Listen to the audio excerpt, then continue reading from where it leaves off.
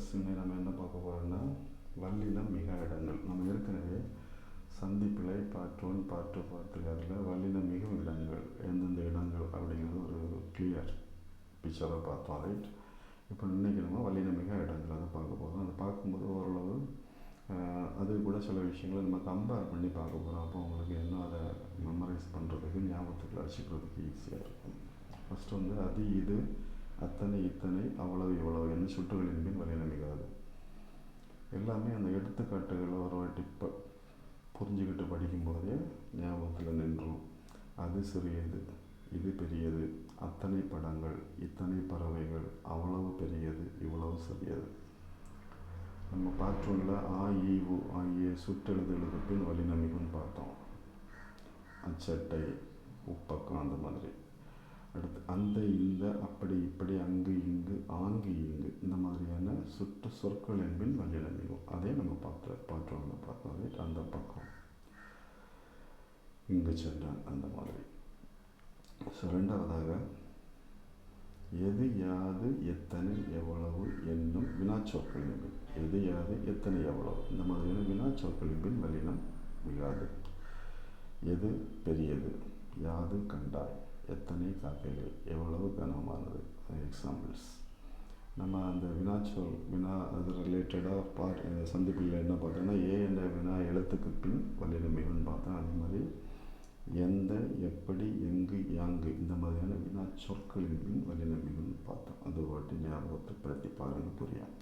இதில் என்னென்னா எது யாது எத்தனை எவ்வளவு என்ன வினா சொற்களின் பின் வல்லினம் மிகாது. ரைட், அடுத்ததாக அவை இவை எவை போன்ற சுட்டு மற்றும் வினா சொற்களுக்கு பின் வல்லினம் மிகாது. அவை சென்றன, இவை சிறந்தன, எவை தந்தன. அதேமாதிரி பார்த்திங்கன்னா அன்று, இன்று, என்று ஆகிய காலத்தை காட்டும் சுட்டுகளுக்கு பின் வல்லினம் மிகாது. அன்று சொன்னான், இன்று கண்டோம், என்று தருவாய். இதில் ரெண்டு விஷயம் ஞாபகம் வச்சுக்கோங்க. அவை இவை எவை போன்ற சுட்டு மற்றும் வினாச்சொற்களுக்கு பின் வல்லினம் மிகாது. அதே மாதிரி அன்று, இன்று, என்று ஆகிய காலத்தை சுட்டும் சொற்களுக்கு பின் வல்லினம் மிகாது.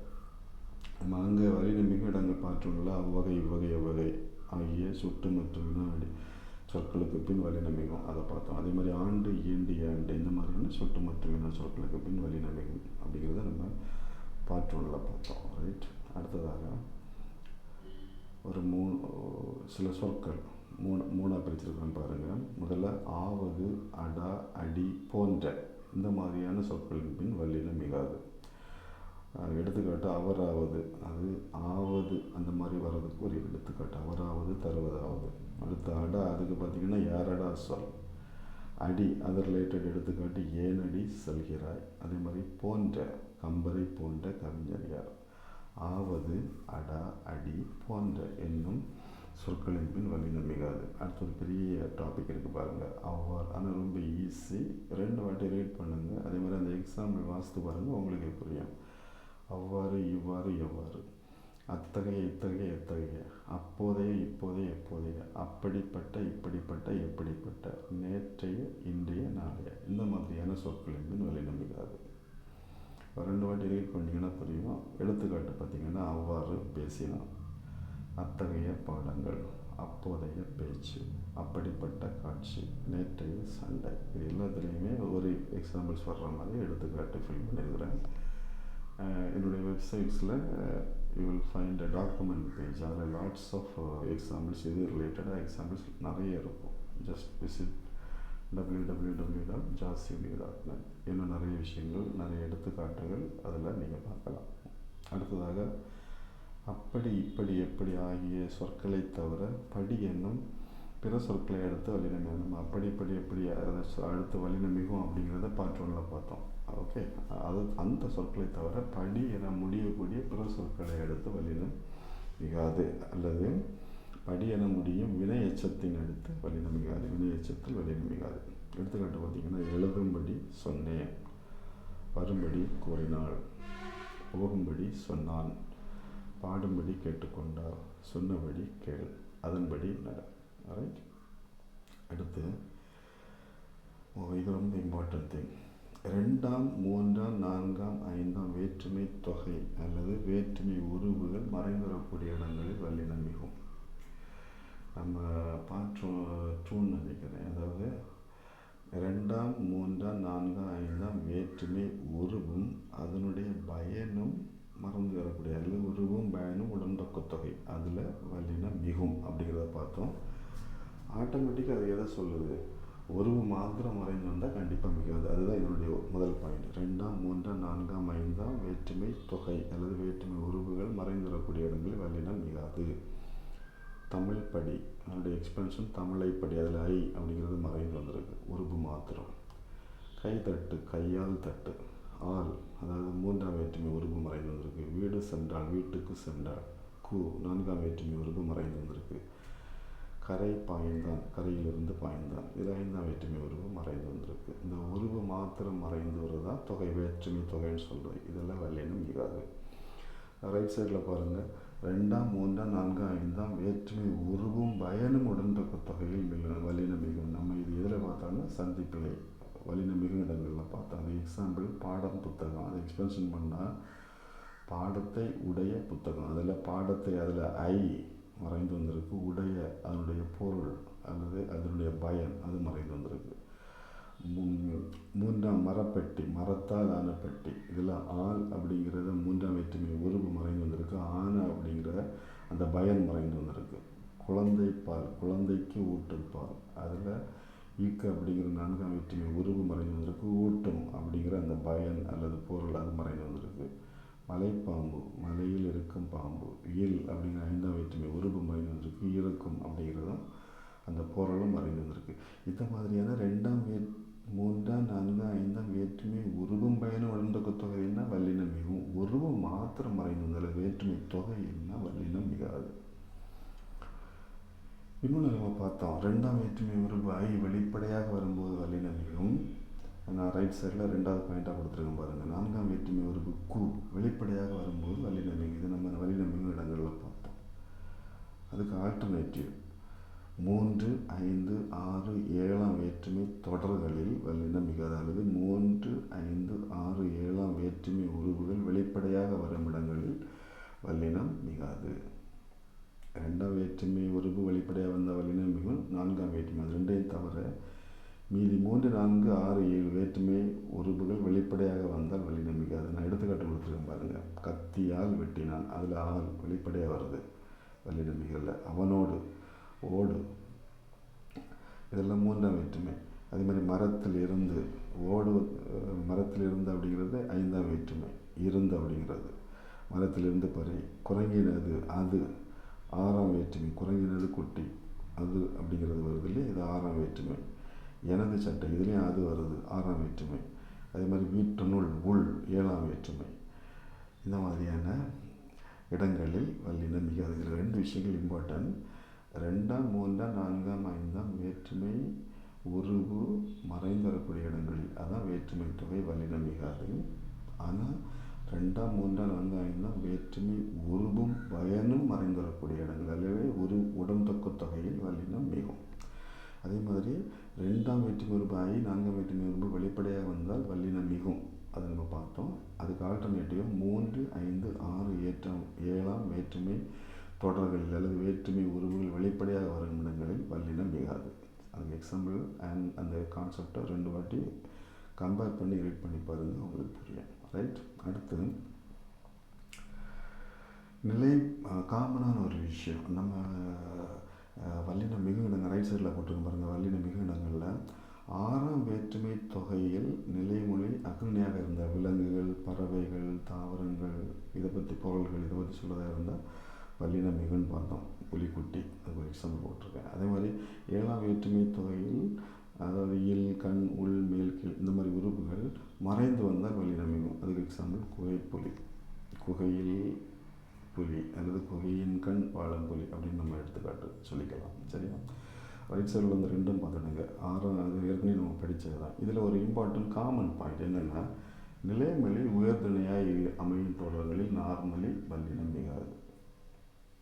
சரியா? எடுத்துக்காட்டு தலைவி கூற்று தொண்டற்படை. இது ஞாபகம் வச்சுக்கோங்க. நிலைமொழி உயர்திணையாய் அமையும் தொடர்களில் வல்லினம் மிகாது. எடுத்துக்காட்டு தலைவி கூற்று தொண்டற்படை. நம்ம நிறைய எக்ஸாம்பிள்ஸ் நான் வெப்சைட்ஸில் கொடுத்துருக்கேன், பார்த்துருங்க. சரியா?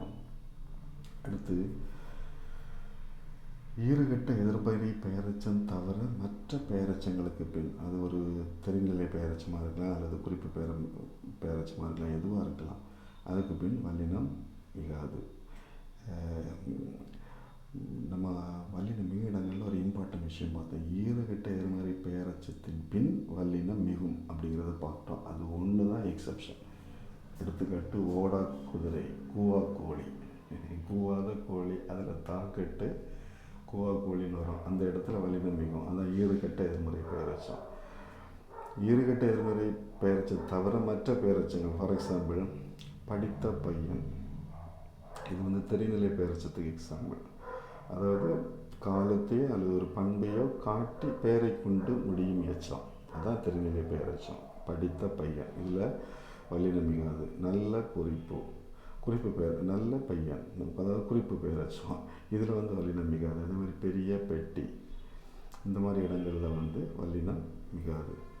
சரியா? ஈறுகிட்ட எதிர்மறை பெயரெச்சம் தான் வல்லினம் மிகும். சும்மா எதிர்மறை பெயரெச்சம், இட் கேன் பி குறிப்பு பெயரெச்சம், ஆறு தெரிநிலை பெயர் மட்டும் விலகி சார்ல வல்லினம் மிகும்.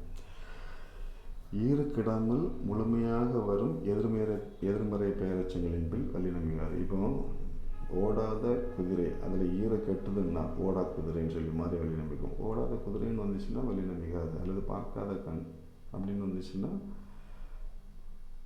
வல்லினம் மிகாது. அதாவது ஈறு கெடாமல் முழுமையாக வரும் எதிர்மறை பெயரெச்சங்களின் பின் வல்லினம் மிகாது. சரியா? அடுத்து 8, 10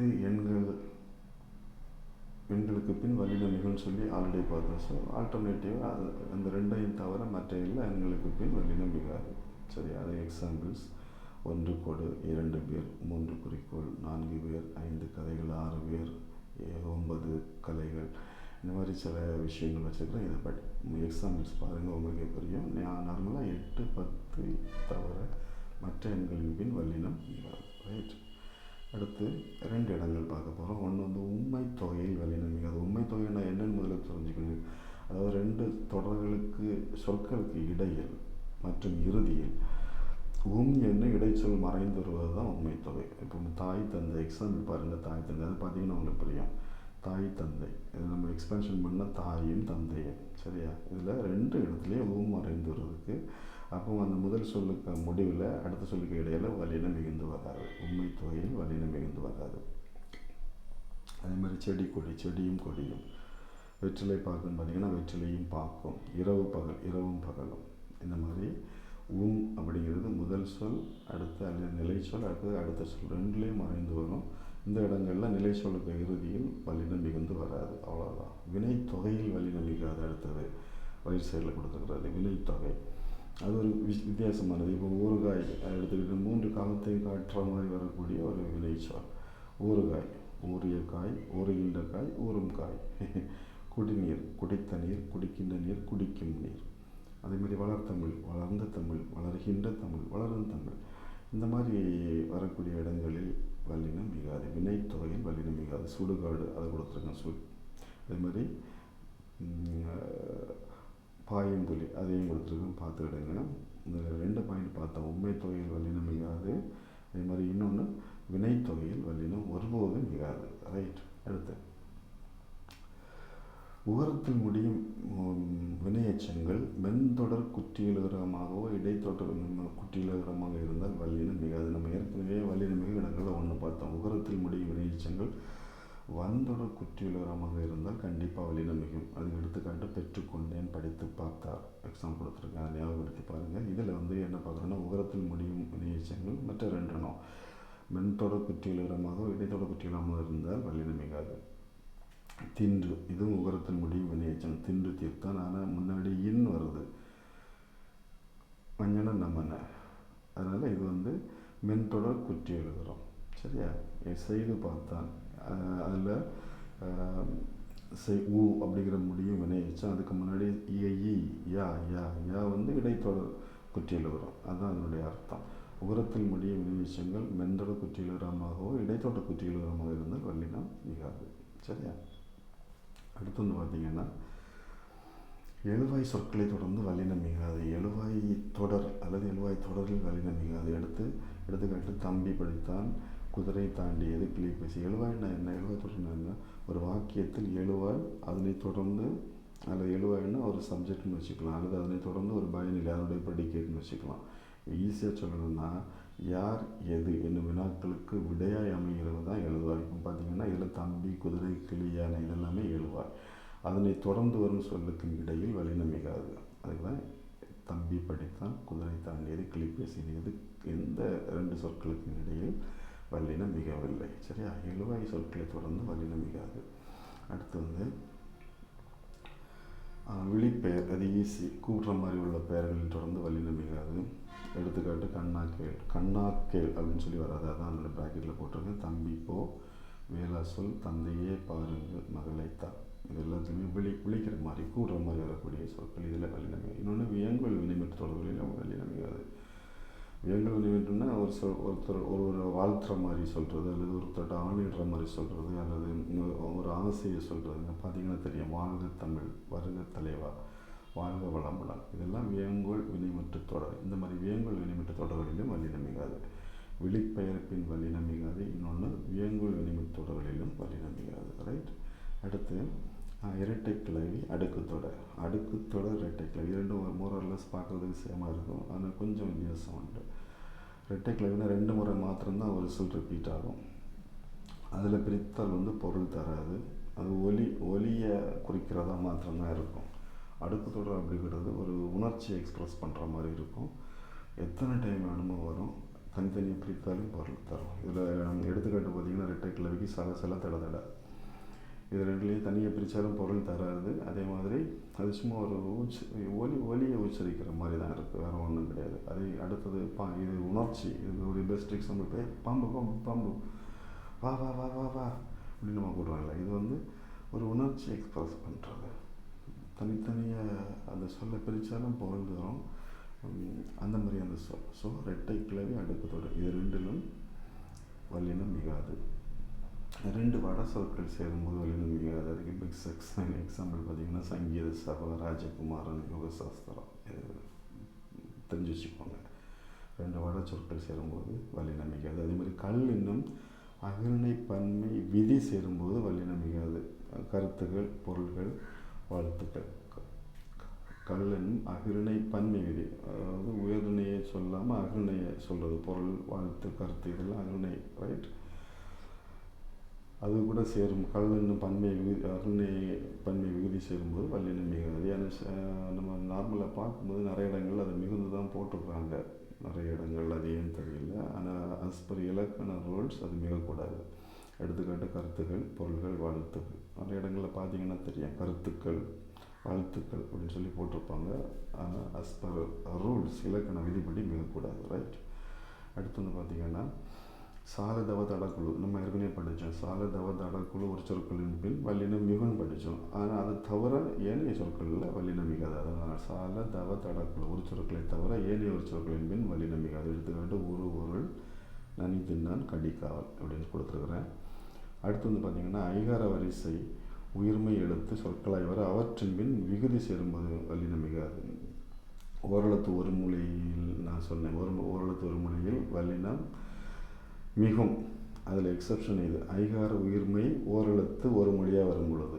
இதில் பார்த்திங்கன்னா பை ஐகார உயிர்மை, அதே மாதிரி கை ஐகார உயிர்மை ஓரெழுத்து வருமா, அவற்றுக்கு பின்னாடி வல்லினம் கல் விகுதி சேரும்போது, அதுக்கு அடுத்து கல், பைகள், கைகள் விகுதி சேரும்போது வல்லின எழுத்து மிகாது.